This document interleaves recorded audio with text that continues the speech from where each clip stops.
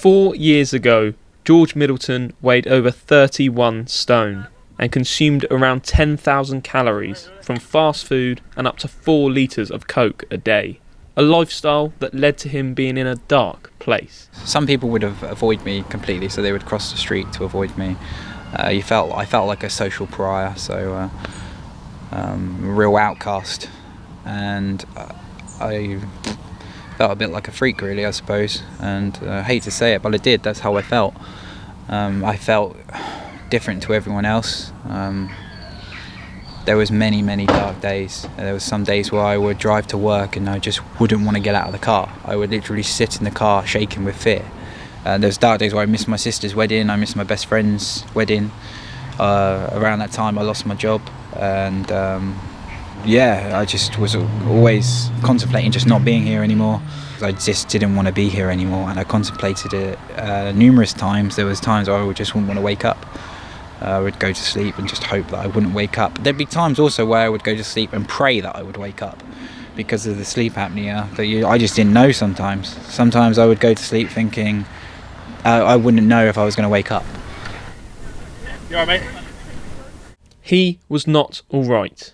After being diagnosed with diabetes, George was told if he didn't change his way of living, he would lose his foot and his life would be in danger.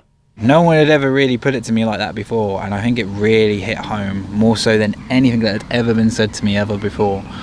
Do I like having 2 feet? And I said, well, I do. And I just was fearful of losing body parts, especially at such a young age. So that's when I really started to try and do something. It was November 2016, and that's when things started to change for me. I just started to do something, which was just to walk, and that's all I did at first, was just walked around my village. And that killed me. Like the first couple of times I did it, it killed me. But I did it, and I did it the next day, and I did it the next day, and I built it up, and I walked a little bit further. And then after a few months, I got the courage to join a gym, which was handball. Yeah, it's very intimidating to go into a gym.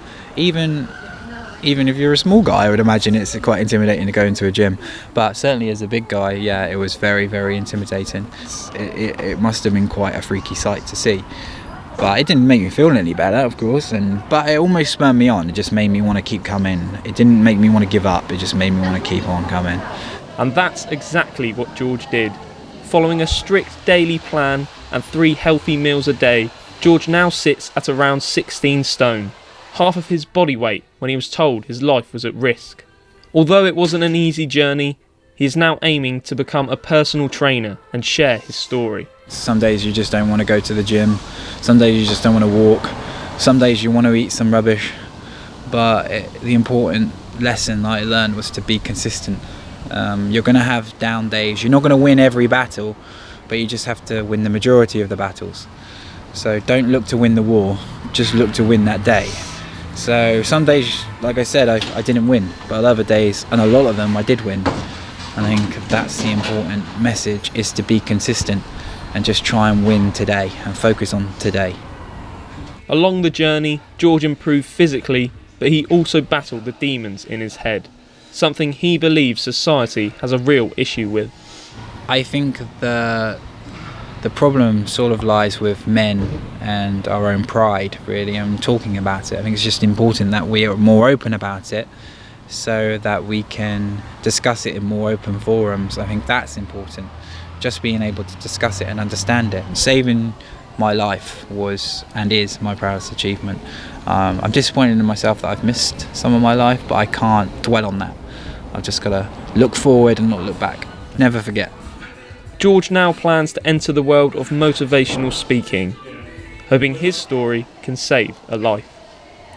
Dan Dove, that's TV.